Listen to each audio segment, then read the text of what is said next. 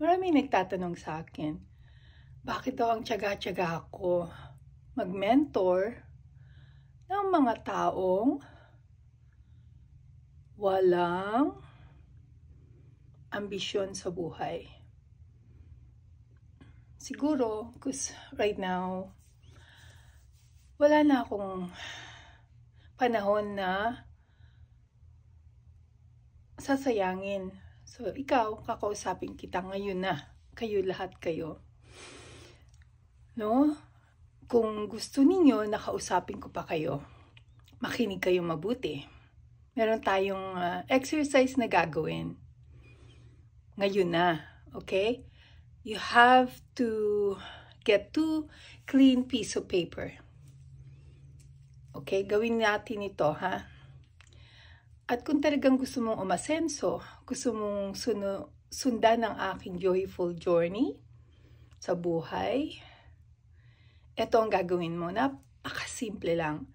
At talagang hahawakan ko ang kamay mo dahil alam ko hindi mo sasayangin ang aking panahon. Respetuhin mo ang aking oras. Kasi hindi naman ako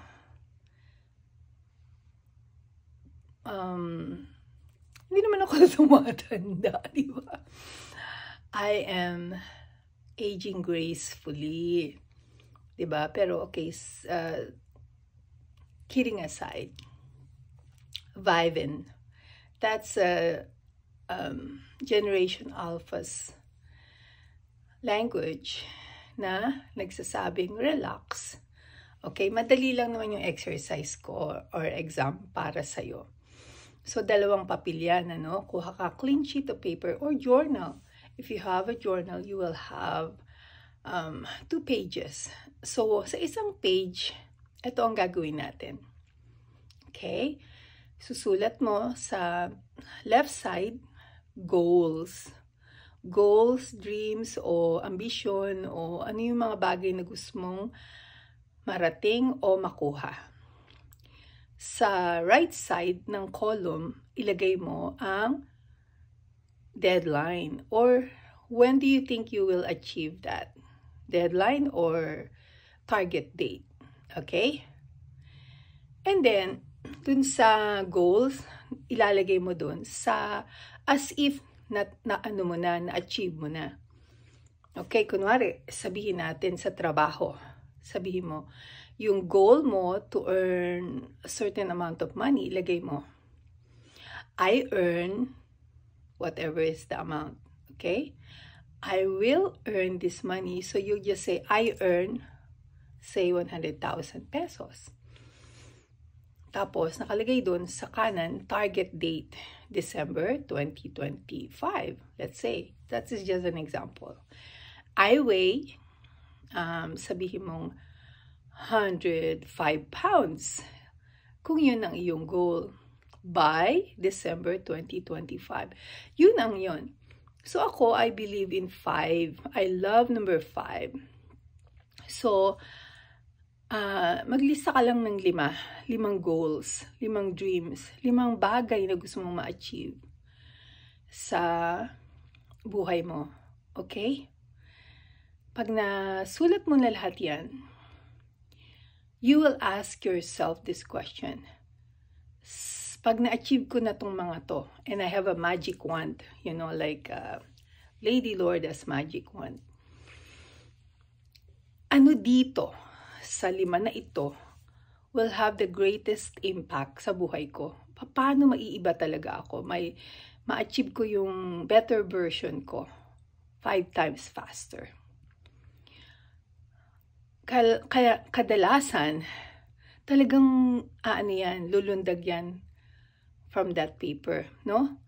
So, ang gagawin mo, pag naisip mo na siya kung ano yun sa 5 na yan, kunin mo yung next paper na malinis, right? Isulat mo na agad yan. Ano ba yung goal na yan? Kunwari, I weigh 105 pounds. Diba? Ilalagay mo yun. And then now, you will follow another 5 steps. So, sinulat mo na yan. Pagkasulat mo, nilagay mo na rin kung kailan mo yan gustong ma-achieve, di ba? And then, number 1, transfer mo na. Number 2, ilagay mo kung ano yung target date mo. Number 3, ano ba yung 5 bagay na babaguhin mo sa buhay mo para magawa mo itong bagay na to, o ma-achieve mo itong bagay na to. And then, next step. Number 1, transfer. Number 2, write it down. Write it down and write the target date. Number 3, what are the 5 things you will do every single day towards the achievement of this one goal? Diba? Number 4, mantra, pagkagising mo sa umaga, babasahin mo yan. Babasahin mo uli yung nag-iisang goal na yan. Nakafocus ka lang dyan. Lahat ng ginagawa mo, lahat ng mantra mo is towards that. Towards achieving that goal. Para ma-believe ka na talagang mararating mo yan o makukuha mo yan. Number 5, every single day. Araw-araw pagkagising mo pa lang. Yun lang ang gagawin mo.